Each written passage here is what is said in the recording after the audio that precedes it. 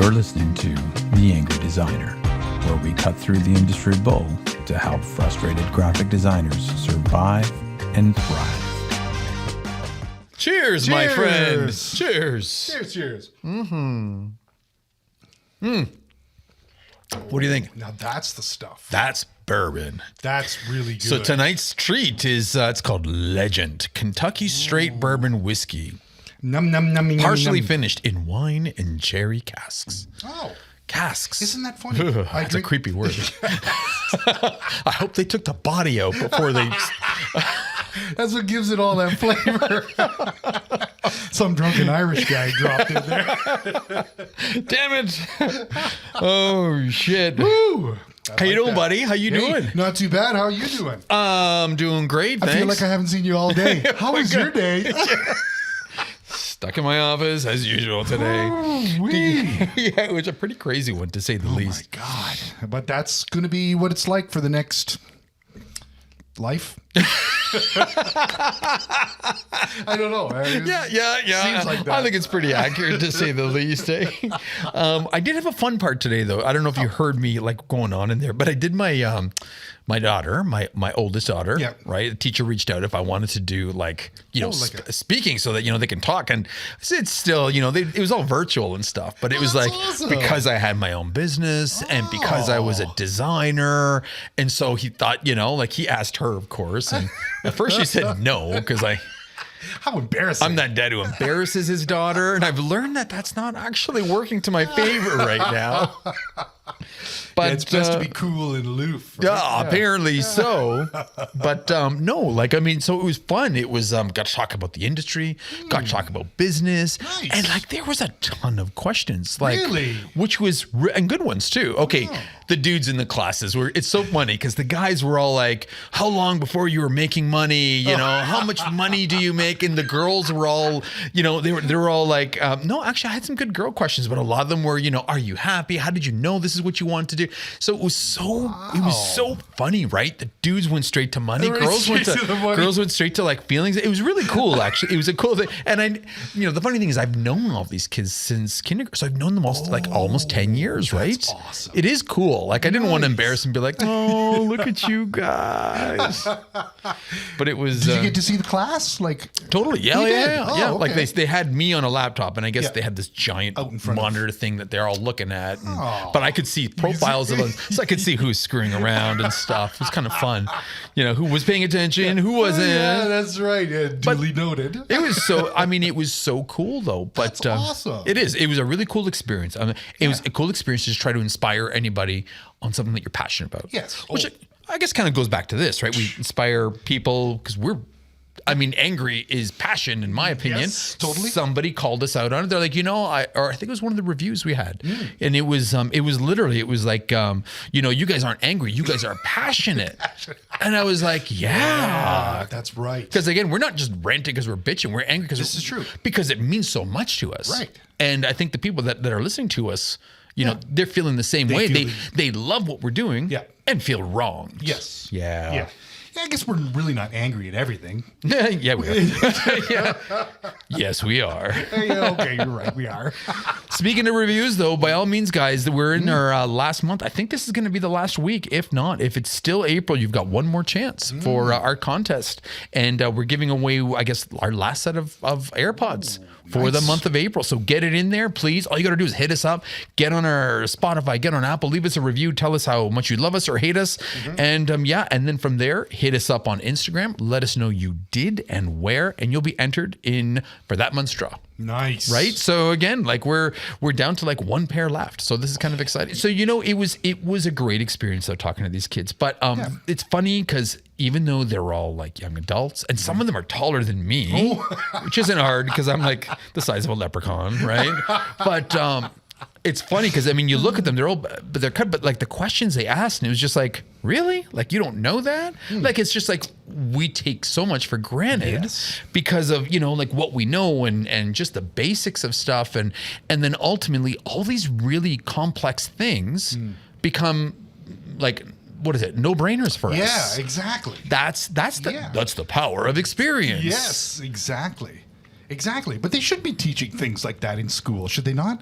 Business practices definitely. and stuff. They should be teaching business practices in school. They should be teaching just even life skills. Just life skills. Life skills, right? And as we talked about in our last Soft podcast, skills. no.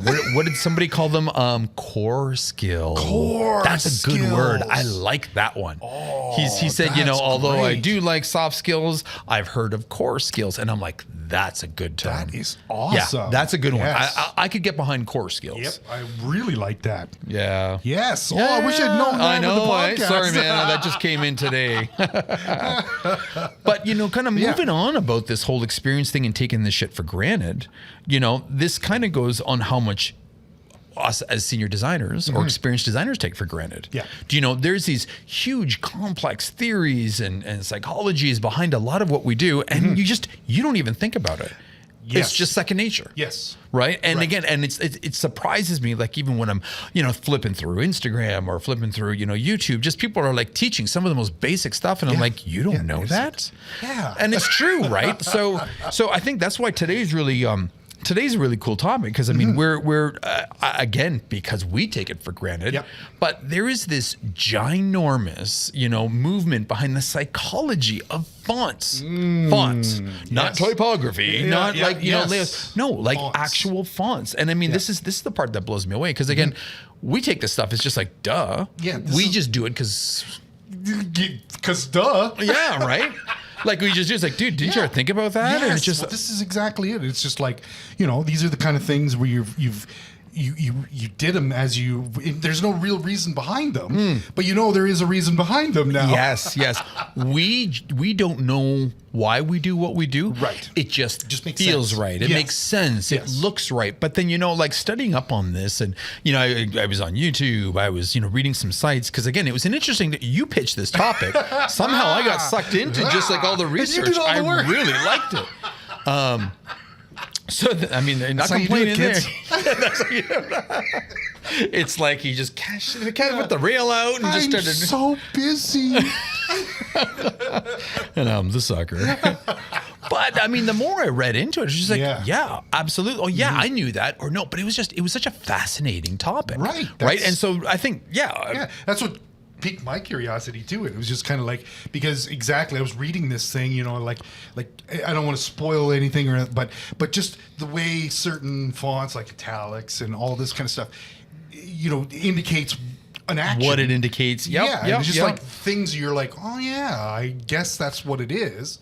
And maybe along the way, somehow we've picked this up. Well, we had to- definitely have. Yes. Because, exactly. and here's the funny thing, a lot of it is about observation. And as designers, good designers, There I we mean, go. our whole skills, everything that we do, is about self-awareness and observation. We grow Yeah. based on those two things. Right. So, so it does make sense. Once I started going through this, it really does. It fits right. But, we always talk about design principles, for hierarchy and spacing. They say typography actually is like a design principle, but we don't really refer to it as a design principle per se. Yeah. Right. But it's like even the whole idea about choosing the font, that's a principle all on its own. And we've never mentioned that. Yes. But now more than ever, I'm like, dude, we have to include that I from think now so. on. Yeah, I guess absolutely, because this is kind of one of those things where it is a thing. It's an existing, Yep.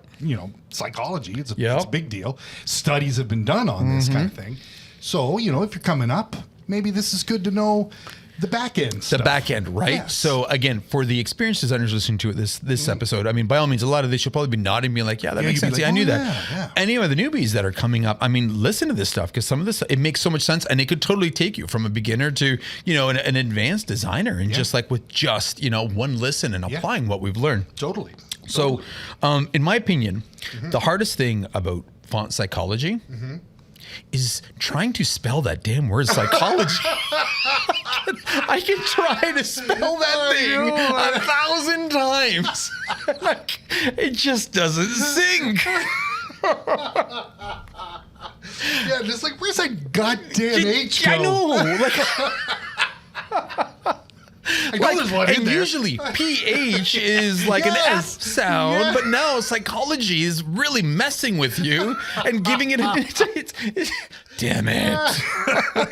That'll be a whole other podcast for angry and spelling. Oh, dude, don't even. And it's always the P. It's always a P. It's always the I letter know. P that tries to. It's got its own rules. Yes, P. it has its own rules. Damn it.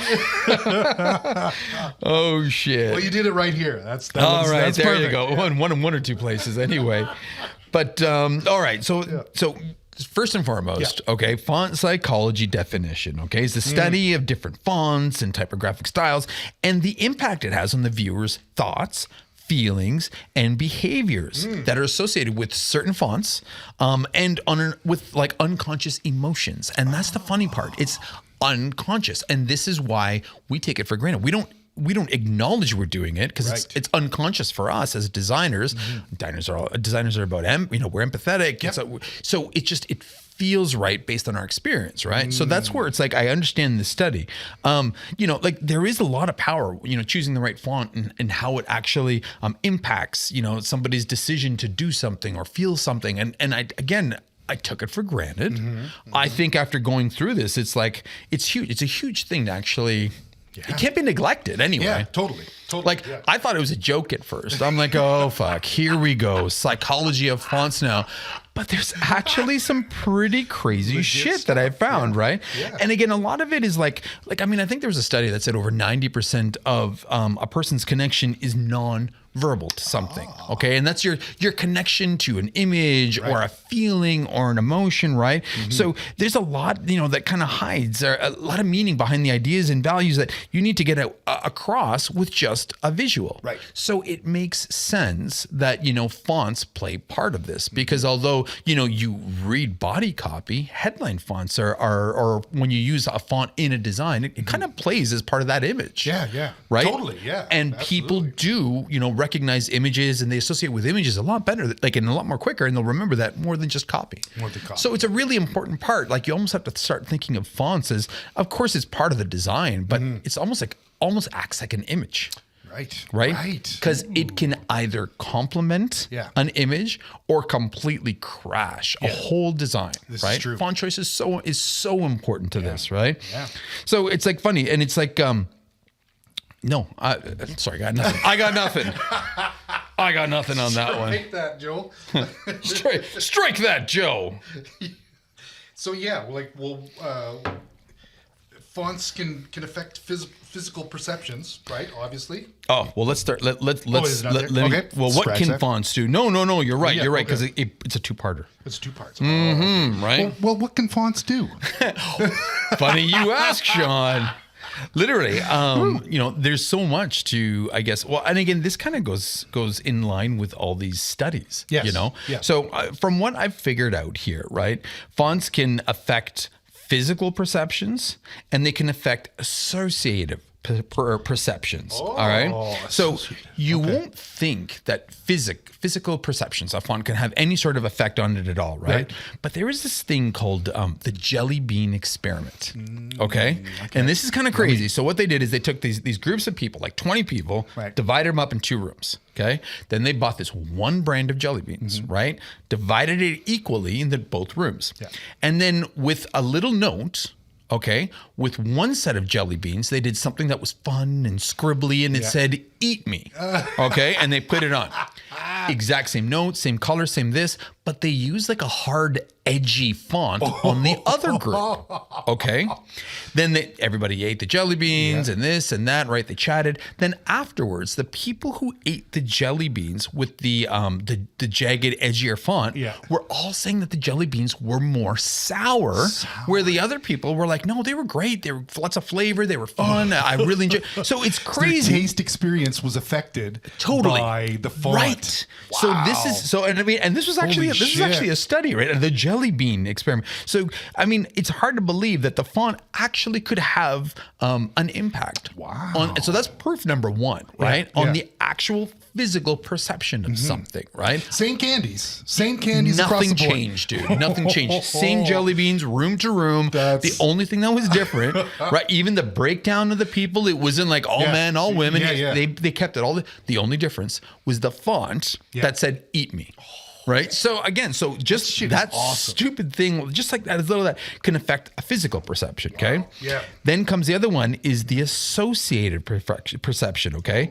So then there's this other experiment called the Kiki-Booba effect. Kiki-Booba. I like those words, right? Yeah, Boba. Kiki-Booba. Booba. Yeah. Got to be careful on that one. Don't want to slip after a couple drinks when I say boba.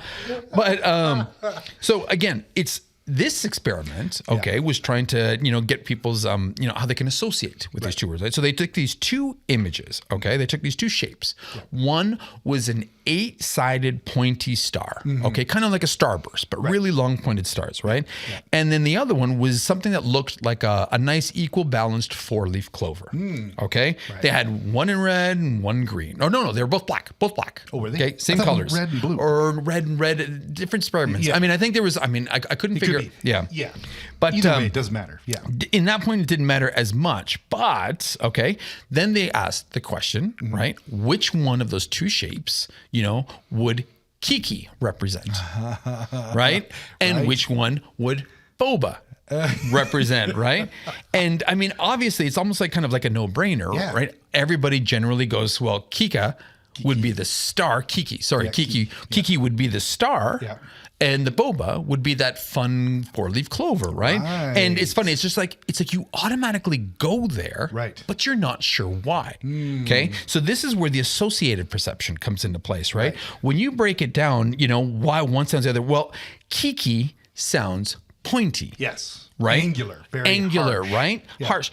Boba is bulbous. Yeah, the way it rolls off. Yeah. Exactly, right? Yeah. So first off, just those two. Okay. Yeah. Then you take it a little step further. The word Kiki is mostly pointy, open triangles, right? Letter K's, hard, straight I's, right? Yeah. And triangles, they represent motion, but they're also, really sharp and really angular.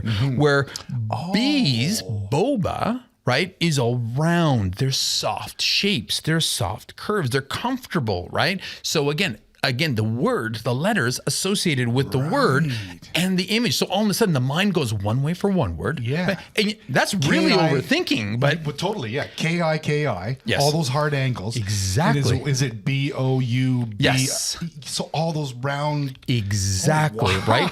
And again, that's cool. There's so many different factors here that it's like, your mind processes things so fucking fast. That nobody would even catch on all this, right? Because it processes that in like a millisecond. Yeah. But you start breaking it all down, you start associating the shape of the letters, the space in between, the negative space, right? Yes. Then the shapes, and it's like it's a no-brainer. This time, even if I didn't have to read the word Kiki, right? But right away, my mind goes letter K. Yeah, the hard K, yeah. And I know exactly the shape, I know the sound. So this is the associative perceptions. Ooh. So physical perceptions and associative perceptions. So these are actual studies that just proved just the power of something as stupid as a font, right? I know. That's awesome. Interesting, right? And again, we'll go a little deeper in here after a quick little drink break here. Sponsored by Legend Kentucky Bourbon. And it's really good. Way better than that stuff the last time. So again, physical perceptions and associative perceptions, right? So this is what fonts can do. So the big question is, why does this happen? So we know what fonts can do and how powerful and how they can make us think a certain way and feel a certain way, but why, right? Right. And what I've been able to kind of figure out going through all this shit is that it comes down to two things: primitive traits and psychological priming. That one is an interesting word, and we'll get into that one. But ultimately, I mean, the reason why we are this is because of these two reasons, right? Primitive traits and psychological priming. Wow. So primitive traits, okay, when you see a font, right, your brain's going to activate this real world associated trait with that font, okay? And this is due to something called picture superiority effect, which means your brain's going to remember visuals more than text, which we talked about before, right? Yes. So right away, as soon as you see a font, your brain's going to try to trigger it and match it with something subconsciously that you wouldn't even realize, okay? So for example, just like you said at the beginning of this, italics symbolize motion. Motion, right. But going deeper, why? Because in the world, in what we see every day when you're watching, the Olympics, when you're watching National Geographics, when you're seeing things that are moving forward or racing or a person, they tend to lean forward, right? So over time, you see that again and again. That's just all of a sudden, it recalls that image and associates it with then the font, right? So italics all of a sudden is like forward, it's sprinting, it's motion. Right. Okay. Something as crazy as that. Like that's just a primitive trait. Or, like short, bold, condensed fonts look strong. Like us. Like us. You see my voice crack there? I couldn't even pull that one off. Oh shit! I got the short part and I got the condensed. I don't know about the strong part.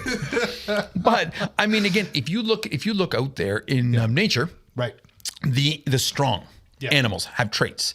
Elephants have traits. Gorillas have traits, right? Bears, even giant bodybuilders, right? Their proportions are generally tight, right? Big, and they take up a lot of space. Right. Contrast that to these big, bold fonts. It's the exact same feel. So this is primitive shit. This is just, I know, right? Like this is, and again, this is when it's just like, wow, psychology is actually a real thing. It's legit, man.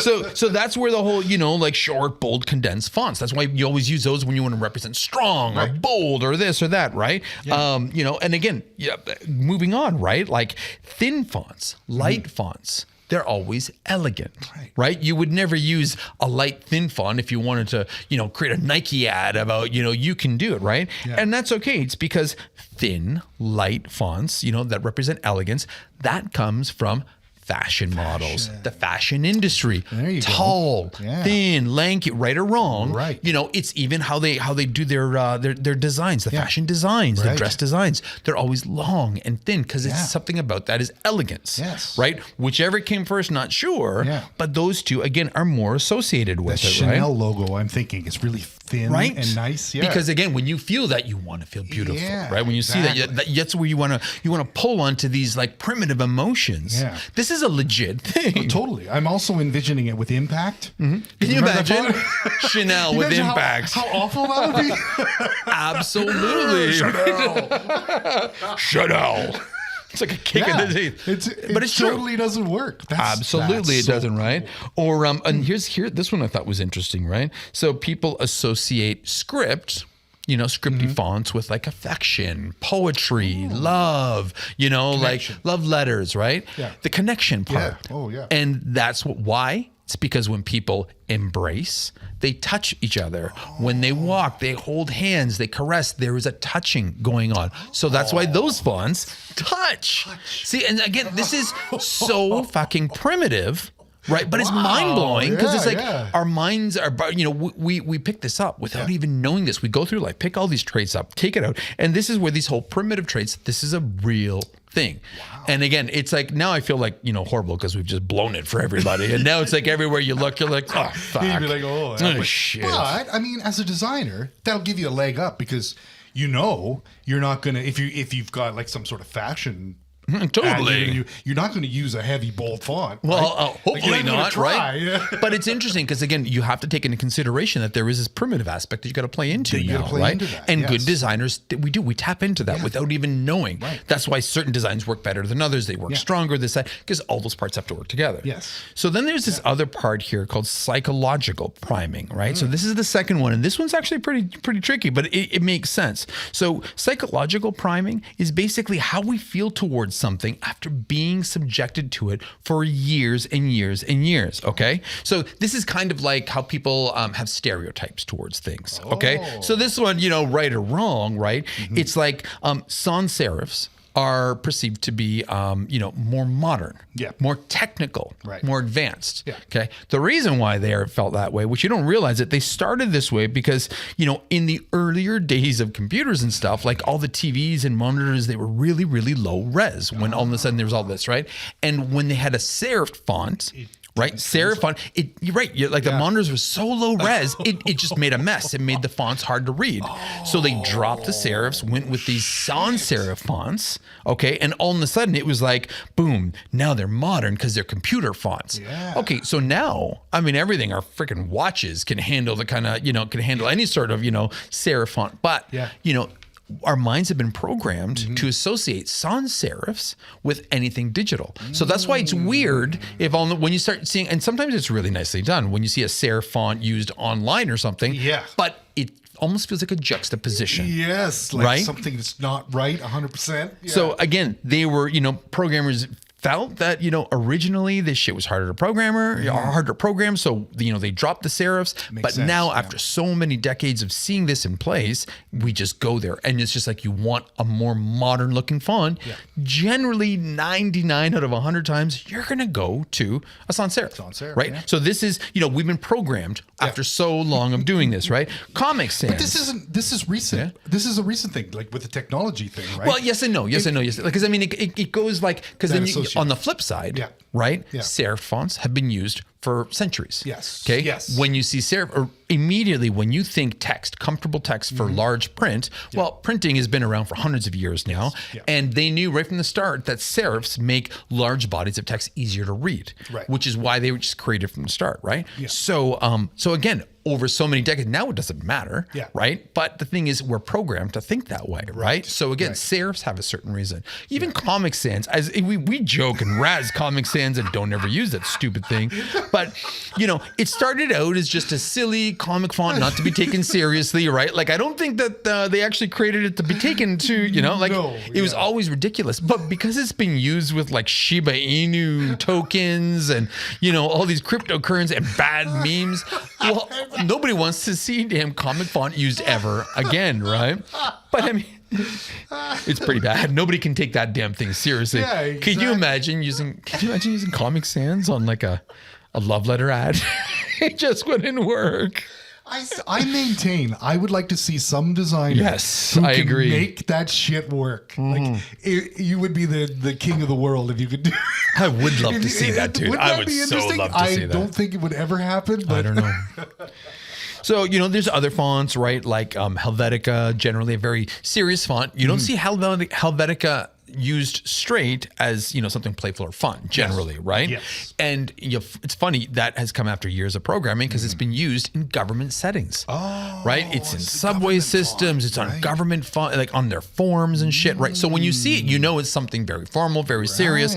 Granted, it's a beautiful font. We use it in designs, but you don't use it in a fun way. Yes. Right? It's always a cool, slick, serious type of font. That's right? Like you take that shit serious when you see that. It's a tuxedo. Yeah, it is. It is a nice font. But even funny, it's like certain fonts like, Fraktur font, which is kind of like this. Is it the German thing? Yeah. That one has associations with Nazi Germany's history, right? So when people see it, there's fear. And it's like, you don't know it. And you probably wouldn't right away connect 1 to 2, right? But again, it's just like you've got this like, ooh, why does that feel so innate? You wouldn't use that on a child's like toy package by any means, right? Exactly. Or on a jelly bean. Yeah, or on a jelly bean. Explains the sour thing, that's for sure.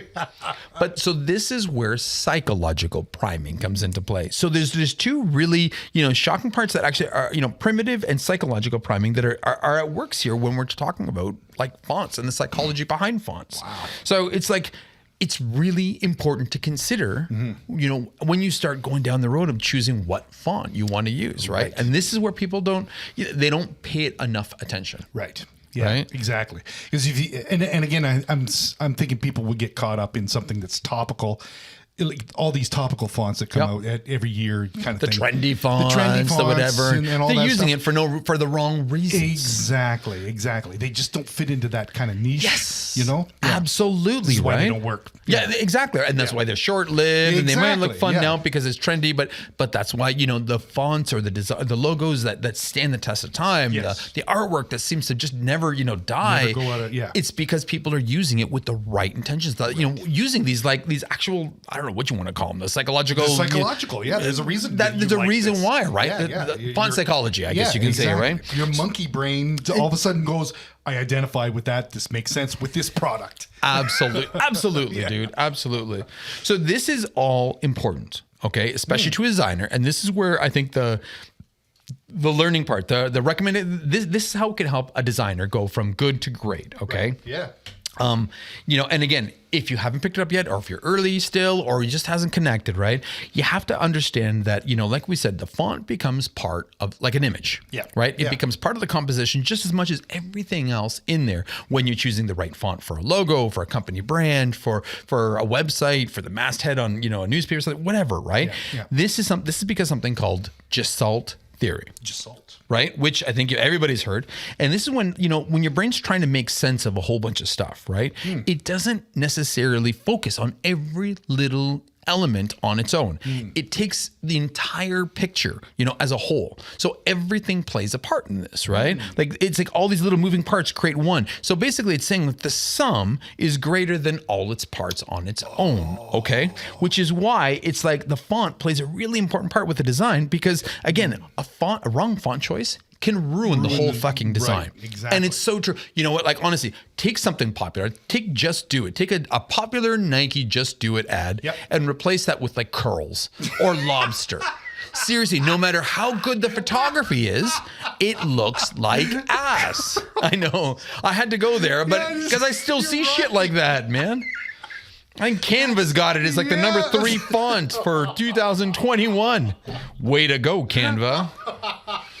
Like the wrong font can blow the whole. No, not at all. Right? Apple. I mean, Apple's got that font, right? Yep. If you were to change an Apple ad to Impact, all of a sudden it's just like, what the fuck? Sean really likes Impact. I do. Think of all those memes. That's almost come. Memes love Impact because you can fit 1,000 words within an inch of space. But tell you, it'll make a comeback. Think about Apple though, right? Yeah. They have their Apple Garamond font, right? Yes. Which is thin, elegant, beautiful. But because it has serifs, it also makes it look sophisticated. It makes it look intelligent, right? It makes it look scientific for some reason, right? Yeah. So replace that with Impact. All of a sudden, it would look almost comical, a joke, like a low-priced, offshore, nickel and dime brand. Yeah. Right? And it would just that font. You couldn't take it seriously. Nope. Right? Absolutely not. So this is why it's like it is so freaking important, right? Because again, that font either works with all of it or it ruins all of it. Yes. Yeah. Absolutely. Jesus, that's a heavy. That's a lot of pressure now, eh? And you know what? And it's not just, us speaking about it as designers. There's been actual A/B tests that people have done. They've taken an ad and they've replaced the font both ways, right? I'd love to see that. It's funny, right? So the one that I kept on finding online was for mobile phones, right? And they were trying to show this tall or a slim phone. Kept on showing slim phone, right? Yes. That was one of the sales features. When they used the slim font versus a wide chunky font, the slim font outperformed like the click through. I think it was like over 30%. Right. Just using the font, just changing the font, and nothing else changed in the whole ad. Yes. Just the font, right? I think they did another example about elegant, right? And same phone, but they were now speaking about the phone in an elegant manner.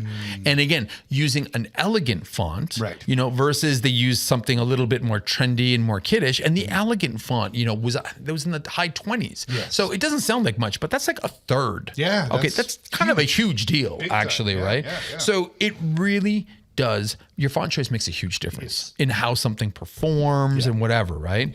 Like again, we need to be conscious about the kind of fonts. Yeah. And what they convey. And if designers like us know this and we take it for granted, that's great, right? That means we're experienced. We're now dealing with the. Man, I'm everywhere tonight. No, it's funny. But I'm so flustered about this now because I feel like I just found a golden nugget somewhere. Exactly. This is kind of one of those revelatory things where you're just like, this is all stuff that we know. Yes. And we've done before, but You I never had no really idea there was a understood. science behind Yes. this kind of thing. That's which is why. absolutely crazy. Okay, thank Like, you. I think, I yeah, needed so that because honestly, I can't get the words out, but I'm amazed. Yeah, I know. It fucks with your head. Like, it really does. Good, because I thought I just had too much bourbon already. And I was just like, damn, half an hour in. But I mean, seriously, it's like, you know what? It's certain fonts convey certain messages. Yes. And we take it for granted because we're experienced. Right. You know, but for somebody to learn, it takes time. Yeah. Right? Yeah. So I mean, again, consider light fonts, okay? When they're long and thin lines, thin weights. Those are very elegant fonts, right? They convey beauty, right? Yes. And you kind of look to that nice air, lots of air, lots right? of room. That's great, right? It's like a model going down the runway kind of Right? thing, right? Yeah. Bold fonts. Okay. You pull off bold fonts when you want something to be powerful and strong and, even masculine, dare we say, right? Yes. Round fonts. If something's supposed to be human or comfortable or soft, right? You definitely go to something that's a little bit more rounded in uses, right? Where, if you want to be a little bit more serious, a little bit more edgy, use something a little bit more angular, a little bit more asymmetrical and kind of scattered, right? Right. Motion, of course, we've talked about slanted, non-serif, you always go to non-serif if you want something to look really modern. Yes. That's why a lot of the tech companies have got tech companies very, go with that. clean, right? Yes. Granted, some of the hipper companies are now experimenting a little bit different, but they tend to go still with. Yeah, and good on them. Yeah, that's, sure. That's kind of one of those things where these are classic fonts anyway. And Apple, I mean, has done this. Well, see, and I find Apple's interesting because what they're doing is they are combining the best of both worlds because they know what they're doing. Okay, again, they know what they're doing. Like I said, Apple Garamond does both. Okay, serifed fonts show science. They show sophistication, right? Yeah. But also education. Right. Okay. Right. But they also went tall and thin. Right. So it also shows elegance. Right. So they combined this. They use this one font, and it kind of was one font. Literally, is like it crosses a chasm. It does two different things. It's kind of remarkable if you really want to start breaking down that one. What is it? Apple Garamond font, right? Which is kind of crazy. Interesting. It is, right? It's like a hybrid. So you can you can play with these things, right? Get something slanted, but it's also sophisticated or slanted and educational or bold, but round. Like you need to start playing with some of these values. Yeah. And that's how it accentuates the message you're trying to give, whether it's for a brand, whether it's for a piece, or something online. There's a lot to this that you don't realize until you see that there is actual scientific evidence, that really backs this shit up. Yeah, and plus a primitive part of your brain that's crazy. That has detected this stuff for years. I was kind of scared when I read that. I know, right? Like you're just kind of like, holy shit, how programmed are we? Whoa, I didn't go there, but now you're right. But really, I mean, these are going back to that whole a lot of it is we're programmed to think this way, right? Yeah, exactly. Oh, damn. So, you know what? When you're choosing the right font, right? Keep it simple. We got 4 little points here. Obviously, when you need to choose that damn font for your project, whether it's a logo, whether it's a brand, whether it's a brand guide, website, whatever it is, right? Yeah. Go to the audience first. Start with the audience. Yeah. You need to figure who that audience is. Is it a scientific audience? Yeah. Is it kids? Is it, women? Is it, athletes, right? Yeah. Go to that audience first and foremost, right? And see what resonates with them. If there's certain, words, vibes, primitive feelings that are associated with that audience. Right. First and foremost, right? Yeah. Number 2, understand the purpose of the font and what it's actually supposed to do. So this is number 2, right? So if it's supposed to be easily readable, then make sure easily read, make sure you find an easily legible font. Yeah. Right? As its purpose. If it's for an app, right? Make sure the font works small, right? Exactly. On a digital screen, on a watch, this, that. Don't get too fancy and don't get too crazy. Girls will not work there. Girls won't work in that sense, right? But I mean, if it's just like an artistic impression, you're David Carson, well, fuck, then, you can choose something abstract. He would make that work. Exactly. Yeah, right.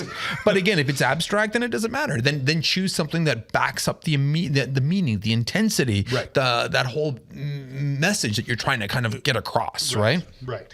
So that's number 2. Number 3, understand the mood of the piece that you're trying to create. I love that. And that was true, Yeah. right? So again, you can't have 1 and 2 without 3 in this This case, is exactly right? true, yeah. Like if it's formal or if it's strong, if it's active, right? You have to keep that in mind. So Yeah. you know, obviously the audience, you know the purpose, and now you know the mood that you need to convey based on that A plus B. Yeah. And then most importantly, you have to pair it properly because you're never ever going to have just a font on its own. Sorry, maybe there is. Maybe if it's just a brand message or whatever, but it still has to complement the logo. Yeah, It still would have to complement the call to action if there is one, right? Yes. So there still has to be a pairing involved, and you don't want those two to be like a juxtaposition Exactly, either. like completely opposite of each other. Yeah. Because then yeah. it goes back to the Gesault Theory, when Yes. all of a sudden it's like, well, the whole picture is kind of a mess. Yeah. Because you made a really shitty choice. Because there's one element Yes. in there that's not jibing with the rest of Right. the... It all has to be taken into one. Exactly. So would you experiment with fonts? Oh my God, I still do. I still do. Okay, Yeah. yeah. Especially when I had the time for it. Yes. Yeah, I know. It's nice, Still, right? it is nice to kind of like sit there, and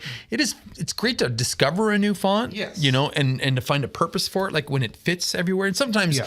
you know, like I said, lately I've been digging Inner, which is kind of like just basically, Which is really nice. it's like a spin-off of Helvetica, Yeah, yeah. you know, but it's also a nice online font. So you can kind of, Yeah. you can make something almost feel like a Helvetica, you know, if that's what you want to do on a website without it actually being Helvetica and paying the ridiculous licensing fees for it. Yes, So exactly. And, Yeah. and don't discount Ariel. I'm it's been telling coming you, back lately. Ariel it's- Bold has been coming back. It's just, I have to work with this because one of our clients, Yep. but I've had a lot of fun with it. You know what? I've grown to. I appreciate it a lot more now. Than I used appreciate to. it a lot more. Yes. It's kind of like, I don't know, you can't afford steak. So you've been eating bologna or something like that. I know that's not a great example. Well, I think It's Ariel's a certainly little not better than bologna. Yeah, yeah. However, it's you really want a steak, but you want your New York strip loin, but you'll Yes. handle this. you'll have a hamburger. But you can make a fucking hamburger. Good hamburger. So good, you know. I was going to steak, but now I'm hungry. I'm hungry now too. It's kind of bad Why that did we I do go this. there? I know, right? It's like supper Talk time, about dude. and you psychology. talk about this. I'm envisioning big, round, soft fonts, hamburger, a boba steak. a boba steak, A boba steak. a boba steak. No kiki steaks. Ooh, that hurts. Ooh. Hurts the teeth. Those are for the vegans. Yeah, the kiki beyond Kiki meat burger. Beyond Meat burgers. Oh shit, dude! Oh. Wow, that was fucking heavy. That It was a little heavy. eye-opening. We haven't had a heavy episode like this in a little Yeah. while, but you know, Really? I think it's now if you just have a little bit of knowledge to Yeah, this, right? totally. It makes you make those be a little bit more conscious of the decisions exactly. you're going to make. Exactly. That's what I think, anyway. Absolutely. And I mean, there's stuff in here that I kind of gleaned out of it that I was like, this is why I would do this kind of thing. You know what I mean? Yeah. Like it's just. I just thought it was something that you learned in school, or Yep, but maybe it goes deeper than that. It's a human wide kind of thing, you know. I think so. Well, it is. It's very again, designers are. We're empaths, right? We feel. The ones that go forever can, Right. feel Can feel. what people are feeling, right or wrong. And fonts have a feeling associated to them, that's just like right. the images we choose. Yeah. And now I understand a little bit more where those feelings come from. Yes. And I think that's what makes this damn cool. Exactly. And fuck AI. Because they'll never be able to get that, right? No, right? Go see our robots, our AI versus designer episode. We got nothing to worry about. We got nothing to worry about. with that shit. So if you're going to take away anything from this, right? I mean, obviously understand, the process of choosing the right font. Right. We have a little bit of psychology behind this now. So now we know why we're choosing the fonts. Yeah. And most importantly, psychology is spelled PSYCHOLOG. Okay? Why? OG. Why? Okay? Where's that H? Where I is know it's in the weirdest. It's like a psychology. Yes, why? Like, Yeah, I know. the hell? Right? All right, that's it. That's all I got. Thank you. If anything, you take anything away from this is learn how to spell the goddamn Learn how to word. spell it, okay? PSYCHOLOGY. Oh God. Oh, that is All right. hilarious. You know Oh. what? I want to keep like going out and drawing this goodbye out, but I'm hungry. So again, all that we know steak what talk. fonts can do. We now know why we choose the fonts we do. We got primitive traits to consider, Yeah. and then there is some psychological priming that is kind of like helped us out all these years to choose these things. And again, I love your Gesault theory. the Gestalt Oh, sorry. Gestalt Geralt. Gestalt. Is a guy from fucking The Witcher, right? Yeah. No, It's true. Everything's greater than the sum of its parts. So you can 100%. see Yes. sometimes something isn't right. You don't know exactly what it is. Exactly right. It could be a font. Oftentimes it is. This is the thing. and that's why sometimes it can take all day to try to find that right font Exactly. for a certain thing. Right. But again, everybody knows how we feel about trendy fonts. Yes. Not a fan of them. I'm not a big fan But of them. it doesn't mean that you can't take the classic fonts and then Yes. make them your own type That's thing, right. especially for brands and stuff. But when it comes to ads, a little bit more flexibility. Have fun with it. Yes. Even websites, if it's got a season, if the piece is Yeah, only going to be here there for a you little go. bit, have fun with it. Yeah, That's use curls. That's the only. No, no girls, no girls. That just made me happy that you brought that up. I'd forgotten about that stupid font. Curls. I don't Curls think and I've- lobster, Hey, right? Girls and lobster. All right, everybody. If you like what you heard tonight, yes. please, by all means, head over to Apple, head over to Spotify, leave us a message, please, or share us with somebody that you love or hate in that case. And please, by all means, more people will hear about us based on how many more reviews we get. So love us or hate us, leave us a review. Let us know what you think. Visit us online at theangrydesigner.com. You can come say hi, check out, we got some blog posts on there and everything. And of course, all of our podcasts are on there. Yeah. And you know what? On Instagram, we're pretty active. We have great conversations with people. We have a lot of good laughs. A lot of good laughs. A lot of good laughs. A lot of good people out A there. lot of great people out there. We got a lot of awesome angry designers following us, and I love that shit. Oh, yeah. And what was that? Core skills. Core skills. So now it's not soft skills. Not soft skills. I love core skills. Let's work to get that. a Let's thing. work towards Yes. core skills. I think love core that. skills is good. I love that. Yeah. Yes. Wish I would have learned that one. I know. I may have wanted to do that episode earlier. We should do it over again. Now, Core now skills. Called core skills. Oh, that's a good word. Anyway, sorry. All I'm right. distracted. Let's eat. All right, everybody. My name is Massimo. My name is Sean. Stay creative. And stay angry.